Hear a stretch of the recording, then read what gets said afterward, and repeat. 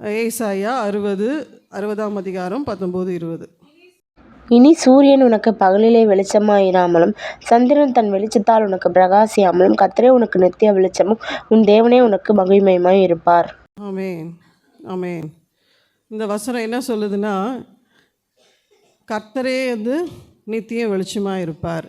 சூரியனோ சந்திரனோ அல்ல, கர்த்தர் தான் நித்திய வெளிச்சம் அப்படின்னு ஆண்டவர் வாக்கு கொடுத்தாரு. உடனே எனக்கு ரொம்ப ஹாப்பி. எப்பா எனக்கு அதுக்கப்புறம் இன்னொரு வார்த்தை கூட இருக்குது அந்த வசனத்தில், உன் துக்க நாட்கள் முடிந்து போகும். அப்போ எனக்கு இந்த துக்க நாட்கள்லாம் இந்த வருஷத்தில் வரவே வராது போல் இருக்குது. எனக்கு ஆண்டவர் அப்படியே என்னை நடத்துவார் அப்படின்னு தான் நான் எதிர்பார்த்துருந்தேன். ஆண்டவர் அந்த காரியங்களை கண்டிப்பாக எனக்கு செய்து முடித்தார் அப்படின்னு நான் இந்த நாளில் விசுவாசித்து இந்த செய்திக்குள்ளே நான் கடந்து போகிறேன். நித்திய வெளிச்சம்னு இருக்கு இல்லையா? நித்திய வெளிச்சம் பற்றி நம்ம நிறைய கேள்விப்பட்டிருப்போம். இப்போ நித்திய வெளிச்சம், கர்த்தர் நித்திய வெளிச்சமாக இருப்பார். வெளிச்சம்னா என்ன? வெளிச்சத்தை பற்றி வேதம் என்ன சொல்லுது, நம்ம அதை பார்க்க போகிறோம். வெளிச்சம் இருள், அந்த வேதத்தின் அடிப்படையில் என்ன சொல்லப்படுகிறது, தேவன் நம்மை எதற்காக அழைத்திருக்கிறார், அந்த ஏசாயா 60:20 என்ன சொல்லுது நமக்கு, அந்த இதை குறித்து தான் நம்ம தியானிக்க போகிறோம். நித்திய வெளிச்சமாய் கர்த்தர் நம்மளுக்கு இருப்பார் அப்படின்னு சொல்லுது. ஆனால் சூரியனோ சந்திரனோ என்னது நம்மளுக்கு தேவை கிடையாது. கர்த்தர் தான் நம்மளுக்கு வெளிச்சமாக இருப்பார். அப்படின்னா என்னென்னா, நம்மளுக்கு இந்த உலகத்தில் இருக்கிற நம்பிக்கைகள், நம்ம எது மேலே நம்பிக்கை வைக்கிறோமோ அந்த நம்பிக்கையெல்லாம் கிடையாது. கர்த்தர் மேலே மட்டும் தான் நம்பிக்கை வைக்கணும். கர்த்தர் தான் எல்லாத்தையும் செஞ்சு முடிப்பார். அதுதான் இதோடைய வசனம். ஆனால் நம்ம பல நேரங்களில் அது வாழ்க்கையில் நடக்குதா அப்படின்னு பார்த்தா இல்லை. நம்ம காலையில் எழுந்தவுடனே என்ன செய்யணும், என்ன பண்ணணும், யார்கிட்ட பேசணும், என்ன செய்யணும், இவங்க காலை பிடிக்கணும், இதெல்லாம் நம்ம யோசிக்கிறோம் இல்லையா? யாரை பிடிச்சா இது நடக்கும் தானே யோசிப்போம். ஒரு விஷயம் நடக்கவே இல்லைன்னா என்ன செய்வோம், யாரை பிடிக்கிறது, என்ன பண்ணுறது அப்படின்னு நினைப்போம் இல்லையா? ஆனால் ஆண்டவர் சொல்கிறார், நீ யாரையுமே பிடிக்க தேவையில்ல, என் மேலே மட்டும் நம்பிக்கையாயிரு, நானும் காரியத்தை செய்வேன்னு சொல்கிறாரு. ஆனால் நம்ம இப்போது நிறைய டைம் என்ன சொல்லுவோம், சூரியன் சந்திரனே இல்லாமல் நம்மளுக்கு வெளிச்சம் வருமா? வசனம் ஏன் இப்படி சொல்லுது? ஆதியாகமம் 1ஆம் அதிகாரம் 1-4 வசனங்களை படிப்போம். ஆதியிலே தேவன் வானத்தையும் பூமியையும் சிருஷ்டித்தார். பூமியானது ஒழுங்கின்மையும் வெறுமையுமாய் இருந்தது. ஆழத்தின் மேல் இருள் இருந்தது. தேவ ஆவியானவர் ஜலத்தின் மேல் அசைவாடி கொண்டிருந்தார். தேவன் வெளிச்சம் உண்டாக கடவுது என்றார். வெளிச்சம் உண்டாயிற்று. வெளிச்சம் நல்லது என்று தேவன் கண்டார். வெளிச்சத்தையும் இருளையும் தேவன் வெவ்வேறாக பிரித்தார். இப்போ ஆதியாகமம் 1ஆம் வசனத்தில் என்ன பார்த்தோம்? சூரியன் சந்திரனே உண்டாக்கலாண்டவர். எப்படி வெளிச்சம் வந்தது? சூரியன் சந்திரன் இல்லாமல் வெளிச்சம் உண்டாக்கப்பட்டதுன்னா ஒரு ஆதாரம் யார் தான்? அது தேவனாகிய கர்த்தர் தான் ஆதாரம். இருளும் வெளிச்சம்னா ஈஸியான ஒரே இதுனா, வெளிச்சம் தான் தேவன், இருள்னா சாத்தான். எல்லாருக்கும் தெரிஞ்ச விஷயம் இல்லையா? வெளிச்சம்னா தேவன், இருள்னா சாத்தான். இப்போ இருளில் முக்கியமான ஒரு காரியம் வர்றது பாவம் இல்லையா? பாவமும் தேவனை விட்டு விலக செய்கிற எல்லா காரியமும் இருள்னு சொல்லலாம், பாவம் சொல்லலாம். ஓகே, ஸோ இப்போ இது ஒரு சின்ன டெஃபினேஷன் என்னென்னா, இதுதான் தேவனை விட்டு விலக செய்கிற காரியங்கள் எல்லாம் பாவம். அதுதான் முக்கியமான இருளே நம்ம வாழ்க்கையில் இருக்குது. வெளிச்சம் சொன்னால் என்னென்னலாம் படித்தோம் சொன்னீங்க நீங்கள். நான் என்ன சொல்கிறேன்னா, இயேசு கிறிஸ்து வெளிச்சம்னா நமக்குள்ளே வெளிச்சத்தை கொண்டு வர்றதுக்கு முக்கிய காரணமே இயேசு கிறிஸ்து.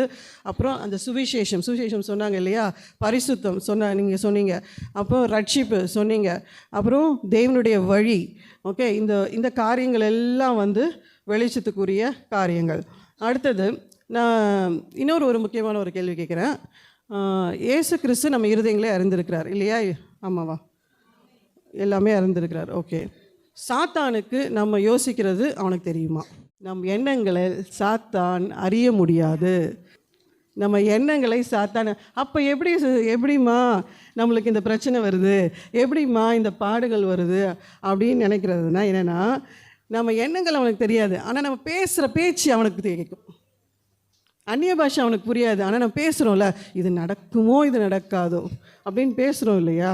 அது அவனுக்கு தெரியும். அப்போ நம்ம ரியாக்ட் பண்ணுறோம்ல, ஒருத்தங்க திட்டாங்கன்னா அவங்கள உடனே கோவம் ரியாக்ட் பண்ணுறோம், உடனே டக்குன்னு சுருக்குன்னு ஒரு வார்த்தை அது அவனுக்கு கேட்கும். நம்ம நடக்கிற நடை அவனுக்கு தெரியும், புரிஞ்சுதா? ஆனால் நம்ம எண்ணங்கள் அவனுக்கு தெரியவே தெரியாது. ஏன்னா ஆண்டவர் அவனுக்கு அப்படிப்பட்ட காரியங்களை கொடுக்கவே இல்லை. அவன் ஆண்டவரால் உருவாக்கப்பட்ட தள்ளப்பட்ட ஒரு ஏஞ்சல், ஒரு தூதன் தான்.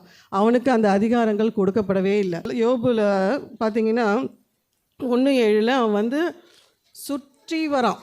யோபு என்ன பண்ணலான்னு கர்த்தர் சாத்தானை பார்த்து, நீ எங்கே இருந்து வருகிறாய் என்றார். சாத்தான் கர்த்தருக்கு பிரதியுத்தரமாக, பூமி எங்கும் உலாவி அதில் சுற்றி திரிந்து வருகிறேன் என்றான். நம்ம சுற்றி தான் பார்க்க முடியும் அவனால், நம்ம எண்ணத்துலலாம் அறிய முடியாது. சாத்தானுக்கு நம்மளுடைய எண்ணங்களை அறிய முடியாது. இப்போ இனிமேல் சந்தோஷமாக இருப்பீங்களா? சந்தோஷமாக இருப்பீங்களா? சாத்தானுக்கு தோற்று போனவன், அதை நம்புறீங்களா? நம்ம எண்ணங்களை அறிய முடியாதுன்னு கற்றுக்குறீங்களா? இப்போ நம்ம எவ்வளோ ஜாலியாக இருக்கலாம் இல்லை? அப்போ அவனை என்ன செய்யலாம்? நீ தோற்று போனவன், என்னை பற்றி உனக்கு ஒன்றுமே தெரியாது, உன்னால் எனக்கு என்ன பண்ண முடியும் இல்லையா?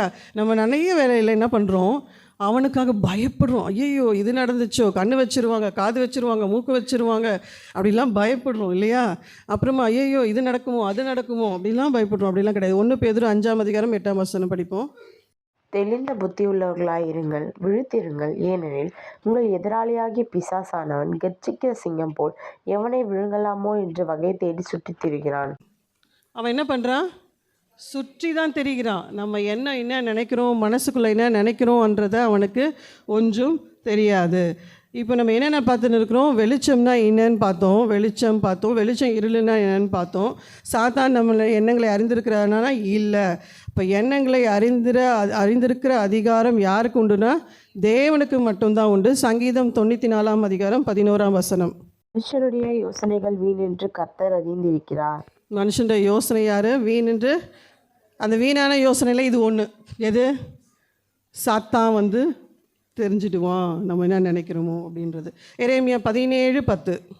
கர்த்தராகிய நானே ஒவ்வொருவனுக்கும் அவனவன் வழிகளுக்கும் செய்கைகளின் பலனுக்கும் தக்கதாக கொடுக்கும்படி இருதயத்தை ஆராய்கிறவரும் உள்ளிந்திரியங்களை சோதித்தருகிறவருமாய் இருக்கிறேன். யாருக்கு இருதயங்களை ஆராய முடியும்?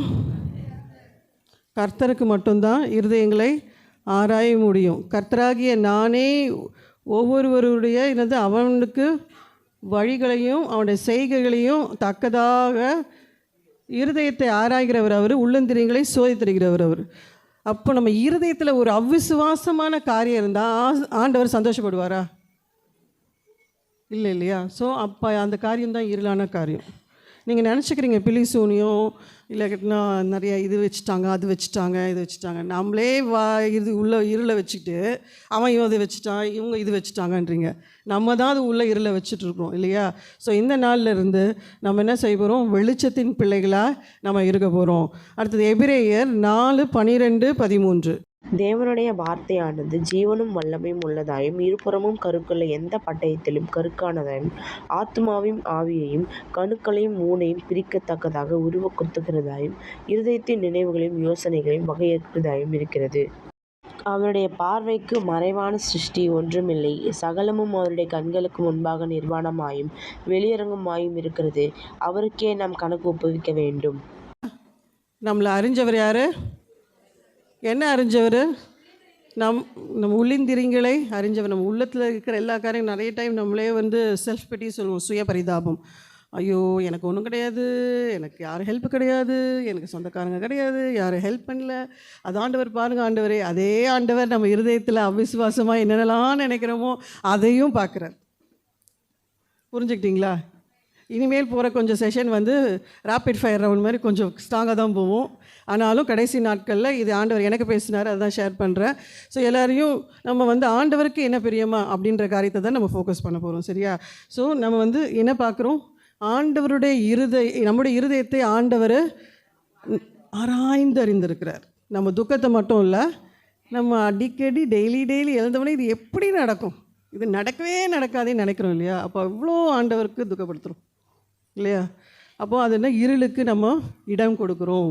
இருளுக்கு நம்ம என்ன செய்கிறோம்? இடம் கொடுக்குறோம். எண்ணங்கள், இருதயம், உள்நோக்கம் அனைத்தையும் அறிந்தவர் தான் தேவன். நல்லா இன்னையிலேருந்து புரிஞ்சுக்கொள்ளுங்க. நம்ம நடத்தை, நம்ம என்ன நடக்கிறோம், ஓகே, நம்முடைய வார்த்தை, நம்முடைய செய்கைகள் மட்டும்தான் சாத்தானால் கவனிக்க முடியும். இன்னொரு வாட்டி சொல்கிறேன், நம்முடைய நடத்தை, நம்முடைய வார்த்தை, நம்முடைய செய்கைகளை மட்டும்தான் அவனால் கவனிக்க முடியும். நம்ம மனதின் ஆழம் தேவனுக்கு மட்டும்தான் தெரியும். நம்முடைய மனதின் ஆழம் தேவனுக்கு மட்டும்தான் தெரியும். சரி, இப்போ நம்ம இது இருள் வெளிச்சம் என்ன, அப்புறம் அதை 2 வகை பார்த்துட்டோம். இப்போ 3வது என்ன பார்க்க போகிறோம்? தேவன் எதற்காக நம்மளை அழைத்திருக்கிறார்? எதற்காக நம்மளை அழைத்திருக்கிறார்னா மத்தேயு 5:14-15. நீங்கள் உலகத்துக்கு வெளிச்சமாயிருக்கிறீர்கள். மலையின் மேல் இருக்கிற பட்டணம் மறைந்திருக்க மாட்டாது.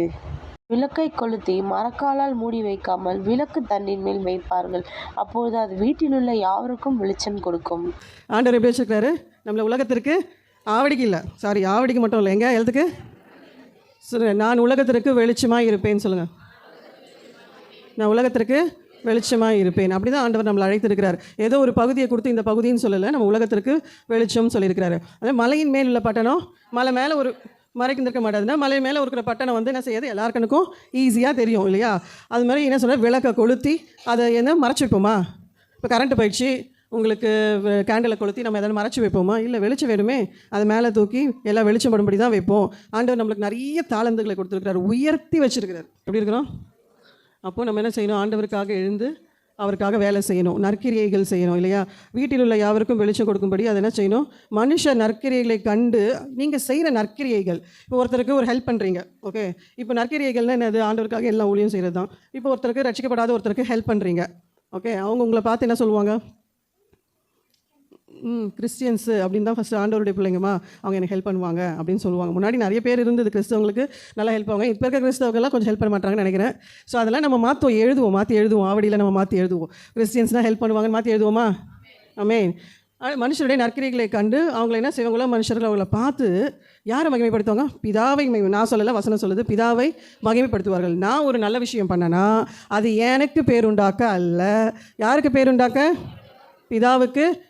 நீங்கள் ஒரு புடி ரைஸ் கொடுத்தாலும், ஒரு கிளாஸு வாட்டர் கொடுத்தாலும், தண்ணி கொடுத்தாலும், ஒரு கப்பு காஃபி கொடுத்தாலும், டீச்சர்ஸ் எல்லாம் உளுந்து ஆடி உழைச்சி பிள்ளைங்களுக்கு சொல்லி கொடுத்து எல்லாருக்கும் பண்ணாலும் அதோடைய மகிமை யார் மகிமைப்படுறா? அன்றைக்கி கிறிஸ்மஸ் ஆராதனை அன்று யார் மகிமைப்பட்டிருப்பா? பிதா மகிமைப்பட்டிருப்பார் இல்லையா? இது நம்மளுடைய மகிமை இல்லையா? பிதா மகிமைப்பட்டிருப்பார். எவ்வளோ பெரிய விஷயம் யோசிச்சு பாருங்களேன். இதை நினச்சாவே நம்மளுக்கே எவ்வளோ ஒரு சந்தோஷமாக இருக்குது. ஆண்டவரை மகிமைப்படுத்தியிருக்கிறோம். அது வந்து பர்ஃபார்மன்ஸ் கிடையாது, அது வந்து தேவனுக்கு முன்பான ஒரு மகிமை. அடுத்தது, உங்கள் வெளிச்சம் அவர்களுக்கு முன்பாக பிரகாசிக்கப்படுவது. பிரகாசிக்குதா வெளிச்சம்? உலக ஜனங்களுக்கு முன்பாக உங்கள் வெளிச்சம் பிரகாசிக்கிறதா? இப்போ ப்ராக்டிக்கல் லைஃப்க்கு வருவோம். பக்கத்து வீட்டுக்காரங்க சண்டை போட்டுனே இருப்பாங்க, வெளிச்சம் பிரகாசிக்குதா?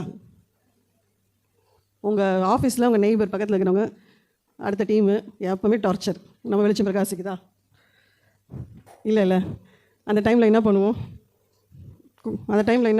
அவங்க அது செஞ்சுட்டாங்க, நான் இது செய்வேன் அப்படின்னு நம்ம என்ன செய்வோம்? கோபப்படுவோம், பழி வாங்குவோம். அதெல்லாம் இருள்.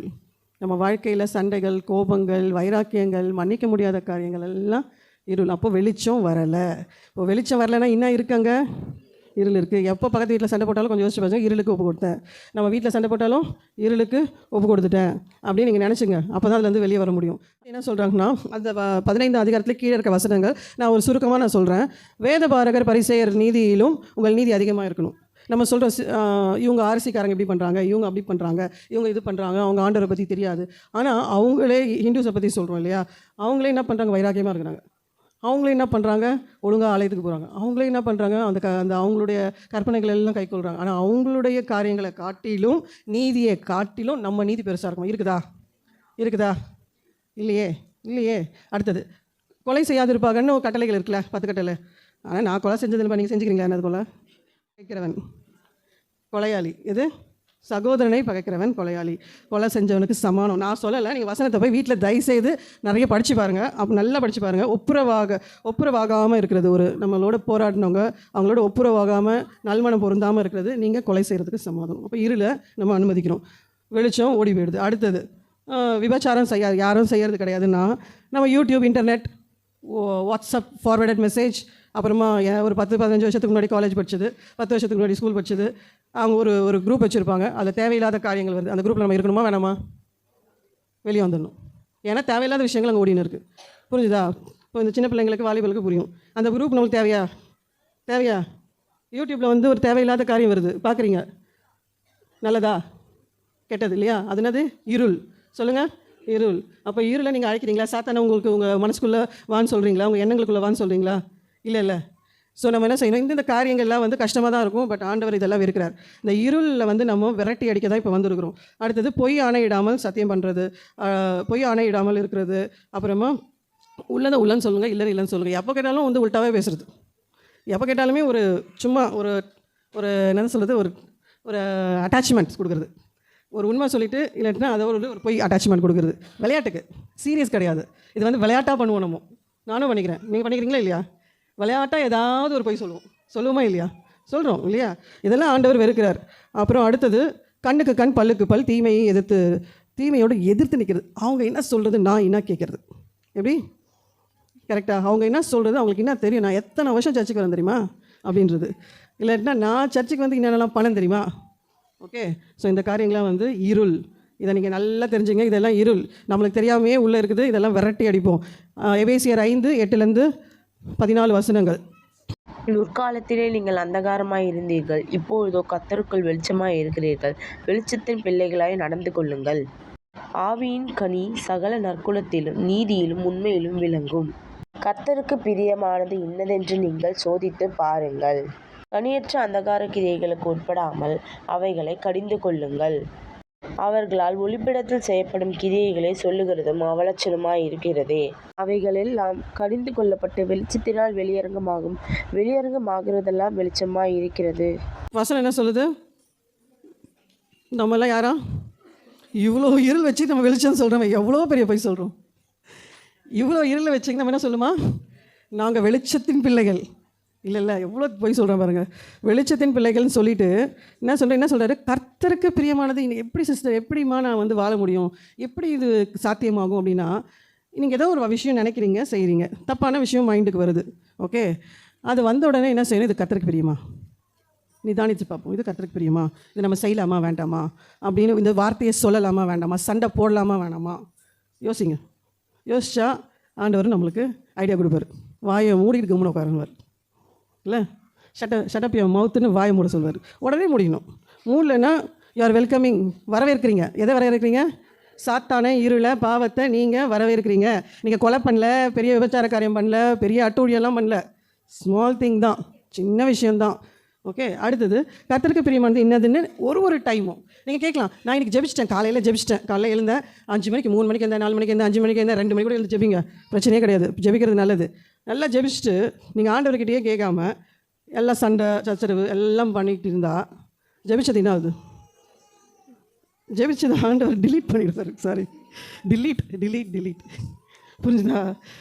ஸோ அதனால் நீங்கள் 3 மணிக்கு எழுந்து ஜெபிங்க, 4 மணிக்கு எழுந்து ஜெபிங்க. ஆனால் ஒவ்வொரு நிமிஷமும் நீங்கள் செய்கிறது கர்த்தருக்கு பிரியமா, ஆண்டவர் இது உட்காரது கர்த்தருக்கு பிரியமா, நடக்கிறது கர்த்தருக்கு பிரியமா, இந்த ஊழியம் செய்கிறது கர்த்தருக்கு, ஊழியம் செய்கிறது கூட கேட்கணும். நான் ஆண்டவர் இந்த வருஷத்தில் இதெல்லாம் ஆண்டவர் எனக்கு கற்றுக் கொடுத்தாருங்க. எனக்கு கற்றுக் கொடுத்தது. ஒருத்தர் நல்லது பண்ணால் கூட ஆண்டவர் கேட்குறாரு, உன் பேர் வரணுமா, என் பேர் வரணுமா? ஏன் ஆண்டவர் நடக்கலைன்னா, இது நீ செய்யணும்னு ஆசைப்படுற, அது எனக்கு விரும்ப வந்தால் நான் செய்வேன், இல்லாட்டினா உன்னால் செய்ய முடியாது. தடுக்கிறாரு, நிறுத்துறாரு, ஒப்பு கொடுக்கணும். பிரச்சனை வருது, ஏன் வந்ததுன்னு கேட்காது, வாய் மூடு. எனக்கு தெரியும் அந்த பிரச்சனை எப்படி சால்வ் பண்ணணும், எப்படி நடத்தணும். நீங்கள் அப்படி ஒவ்வொரு டைமும் நீங்கள் ஆண்டவர்கிட்ட போயிட்டு, ஆண்டவரே எனக்கு நான் செய்ய போகிறேன், இது கரெக்டான்னு கேளுங்க. ஆண்டவர் அழகாக சொல்லிக் கொடுப்பாரு. அதுதான் ஆவியானவர் உங்களை வழி நடத்துறது இல்லையா? வெளிச்சத்தில் ஆவியானவர் வழி நடத்துகிற காரியம். அடுத்தது கனியற்ற அந்தகார வாழ்க்கை. நம்ம ஆல்ரெடி வந்ததே இருளன்னு தான் வந்தோம்னு சொல்கிறோம். என்ன, ஏசு அப்பாவை ஏற்றுக்கணும், ஞானஸ்தானம் எடுத்துட்டோம், சர்ச்சுக்கு வரும், அப்புறம் எல்லாம் கிடச்சிச்சு நம்ம சொல்கிறோம். ஆனால் திருப்பியும் அந்த காலத்தில் தான் போய் உட்காந்துக்கிறோம். இப்போது நம்ம வந்து ஆண்டவர் நம்மளை ட்ரெஸ் பண்ணுறதையோ, இல்லாட்டினா நம்ம மேலான காரியங்கள் எதையும் மாற்றி வெள்ளை போடு, இல்லாட்டினா சிம்பிளாவா, இல்லாட்டினா நீ ஏழையாகவே தான் இருக்கணும் அப்படின்னு ஆண்டவர் எதுவுமே சொல்லலை. கரெக்டாக நம்ம நல்லா இருக்கணும் தான் அவரே ஏழ்மையானார். நம்ம ஆளுங்க என்ன சொல்கிறாங்க, அவரே ஏழ்மையானார், நானும் ஏழ்மையில் தான் இருக்கணுன்றாங்க. அது தப்பு. நம்ம நல்லா இருக்கணும் தான் அவர் ஏழ்மையானார். அதை ஒத்துக்கிறீங்களா? ஆமீன். நம்ம நல்லா இருக்கணும் தான் அவர் ஏழ்மையானார் இல்லையா? ஆனால் இப்போ நம்ம என்ன செய்கிறோம், அந்த அந்தகாரத்தையே தான் திருப்பி எடுத்துகிட்டு வந்து நம்ம இருதயத்தில் வைக்கிறோம். அடுத்தது அந்தகாரம் வந்து எப்படி இருக்குமா, ஒளிப்பிடத்தில் இருக்கும். வசனத்தில் தான் சொல்லுது, அந்த 5ஆம் அதிகாரம் எபேசியர் 5 ஒளிப்பிடத்தில் இருக்குமா. ஒளிப்பிடம் என்னது? மறைவான இடம் இல்லையா? அப்போது இருள் எங்கே இருக்கும்? மறைவாக தான் இருக்கும். தப்பு செஞ்சவங்க என்ன பண்ணுவாங்க, போய் ஒளிஞ்சிப்பாங்க, போலீஸ் பிடிச்சிக்கும், ஐயோ நான் தப்பு பண்ணிட்டேன் என்னை பிடிச்சிட்டு போயிடுவாங்கன்னு. இப்போ அந்தகாரம் வந்து ஒளிப்பிடத்தில் இருக்கும். வெளிச்சம் எப்படி இருக்குமா? வெளியரங்கமாக இருக்கும். வெளிச்சம் எப்படி இருக்கும்? வசனம் சொல்லுது, நான் சொல்ல வசனம் படிங்க. வெளிச்சம் எப்படி இருக்கும்? வெளியரங்கமாக இருக்கும். உங்கள் சந்தோஷம், உங்கள் இருதயத்தில் சந்தோஷம் தான் வெளியில் தெரியும். உங்கள் பக்கத்தில் இருக்கிறவங்களுக்கு அந்த சந்தோஷத்தை நீங்கள் ஒரு பாஸ் பண்ணுவீங்க இல்லையா? நம்ம சுடு இருந்தோன்னா என்ன பண்ணுவோம்? அதையும் பாஸ் பண்ணுவோம் இல்லையா? அப்போது வெளிச்சம் வந்து என்னென்னா வெளியரங்கமாய் நம்மளுக்கு இருக்கும். அடுத்தது தூங்குகிற நீ விழித்து மரித்தோரை விட்டு எழுந்துரு. அப்போது நம்ம இருளை அடிக்கடி இன்வைட் பண்ணியிருக்கிறோம், வெல்கம் பண்ணின்னு இருக்கிறோம், உள்ளேயே அனுபவிச்சுன்னு இருக்கிறோம்னா நம்ம எங்கே பண்ணின்னு இருக்கிறோம்? தூங்கின்னு இருக்கிறோம். நான் முடிச்சுன்னு தான் இருக்கிறேங்க அப்படின்னு சொல்லாதீங்க, எல்லோரும் தூங்கிட்டு இருக்கோம். இப்போ சபை வந்து தூங்கி கொண்டு இருக்கிறது. மரித்தோரை விட்டு எழுந்துறேன்னா நம்ம மரித்தோரை விட்டு எழுந்து வந்துட்டு திருப்பி அதே காரியங்கள் பண்ணுறோம். அதே கோபம் இருக்குது, அதே மன்னிக்க முடியல, அதே காரியங்கள் திருப்பி நமக்குள்ளே இருக்குது இல்லையா? ஸோ ஆண்டவர் இந்த நாளில் கூட நம்ம ஒவ்வொருவரோடும் பேசி கொண்டு இருக்கிறார். நம்ம என்ன செய்யணும்? வெளிச்சத்தின் பிள்ளைகளாக தான் நம்மளை அழைத்திருக்கிறார். We are the light. சொல்லுங்கள், நான் தான் லைட். லைட்டுக்குள்ளே வரக்கூடாது, இந்த இருள் வரவே கூடாது அப்படின்னு. அடுத்தது ஞானமற்றவர்கள். நீங்கள் வந்து இருளுக்கு இடம் கொடுத்தீங்கன்னா ஞானம் இருக்காது. ஞானம் இல்லாத காரியங்கள் பண்ணுவீங்க, மதியற்ற காரியங்கள், அப்புறம் துன்மார்த்துக்கு ஏதுவான காரியங்கள். இப்போ வந்து டீனேஜர்ஸ்க்கெல்லாம் வந்து நிறைய கேள்விகள் இருக்குது, நிறைய குழப்பங்கள் இருக்குது. என்னுடைய ஃப்ரெண்ட்ஸு எல்லோரும் வந்து ஜாலியாக என்ஜாய் பண்ணுறாங்க, நான் ஏன் பண்ணக்கூடாது இல்லையா? பைபிள் எங்கன்னா போட்டிருக்கா குடிக்கக்கூடாது, என்ஜாய் பண்ணக்கூடாது, அது பண்ணக்கூடாது, இது பண்ணக்கூடாதுன்னா போட்டிருக்கா? நான் மட்டும் தனியாகிறேன், என் ஃப்ரெண்ட்ஸ் எல்லாம் போகிறாங்க, இருக்குதா இல்லையா? எல்லா டீனேஜர்ஸ்க்கும் காலேஜ் போகிறவங்க, ஸ்கூல் படிக்கிறவங்க, சினிமா பாடுவாங்க, டான்ஸ் ஆடுவாங்க. ஸோ அப்படிலாம் இருக்கும்பொழுது நம்ம என்ன பண்ணோம்? அந்த மாதிரி துன்மார்க்கருக்கு எதுவான எந்த காரியமோ செய்யக்கூடாதுன்னு ஆண்டவர் சொல்கிறாரு. அடுத்தது என்ன பண்ணணும்? அது பதிலாக என்ன பண்ணணும்? ஒரு ஆல்டர்னேட்டிவே கொடுக்குறாரு. ஏன்னா அந்த வசனத்திலே படிச்சிங்கன்னா 18 வசனத்தில் பாட்டு பாடுங்க, ஞான கீர்த்தனைகள் பாடுங்க, ஆண்டவரை பற்றி பாடுங்க, மற்றவங்களுக்கு ஆண்டவரை பற்றி புத்தி சொல்லுங்கள், இருதயத்தில் கர்த்தரை வந்து பாடணும், அப்புறம் தெய்வ பயத்தோடு அவருக்கு கீழ்ப்படிஞ்சிருக்கணும். அப்புறம் லாஸ்ட்டாக அந்த அதிகார முடிவில் ஒரு காரியத்தை சொல்கிறாரு. புருஷர்களுக்கும் மனைவிக்கும் கூடிய காரியங்களை அழகாக ஆண்டவர் சொல்லிக் கொடுக்குறாரு. புருஷர்கள் என்ன பண்ணணும்னா அன்பு செலுத்தணும், மனைவிகள் என்ன பண்ணணும்னா புருஷருக்கு கீழ்ப்படியணும். 2 விஷயத்தை அந்த வசனங்களில் சொல்லப்பட்டிருக்கிறது. லாஸ்ட்டாக ஐசாயா 60ஆம் அதிகாரம் 20ஆம் வசனத்தில் என்ன வசனம்? நித்திய வெளிச்சம். அந்த நித்திய வெளிச்சம் வந்து நமக்கு ஒரு எண்ட் கார்டு வரணும்னா இந்த இருளெல்லாம் போகணும், வெளிச்சம் நமக்குள்ளே வரணும். ஏசாயா 60:1 என்ன சொல்கிறது? எழும்பி பிரகாசி, உன் ஒளி வந்தது, கர்த்தருடைய மகிமை உன்மேல் உதித்தது. எழும்பி பிரகாசிப்போமா? ஒளி வந்துடுச்சா? பிரகாசிப்போமா? எப்போ? இன்னையிலேருந்து, ஜனவரி 1ஆம் தேதிக்குள்ள, இந்த நிமிஷத்துலேருந்து. ஓகே, கர்த்தர் தாமே இந்த வசனங்களை ஆசீர்வதிப்பாராக.